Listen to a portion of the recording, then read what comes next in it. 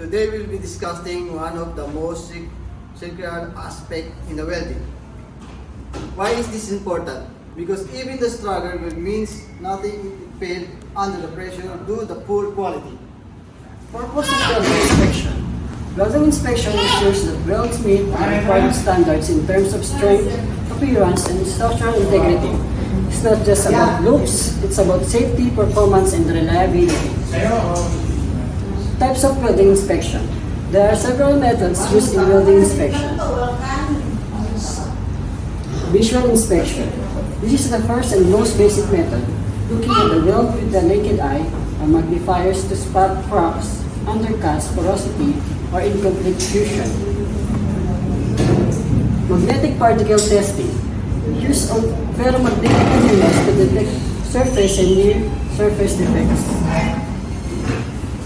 Ultrasonic testing. Uses high-frequency sound waves to detect internal flaws. Radiographic testing, like an X-ray, for welds reveals internal defects like porosity, slag, or cracks. Tri-penetrant testing, used for detecting surface cracks on non-porous Quality materials. control and welding. Quality control is a system.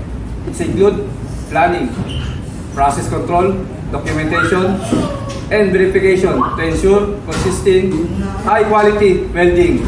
This involves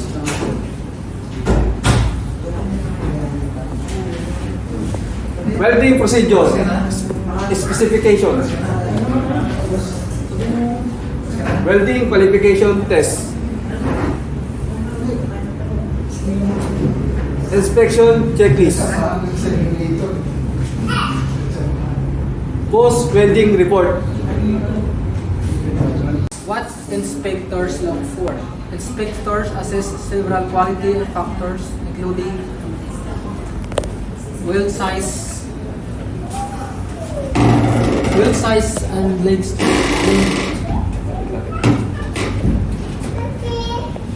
smooth and clean bed appearance, proper penetration and fusion,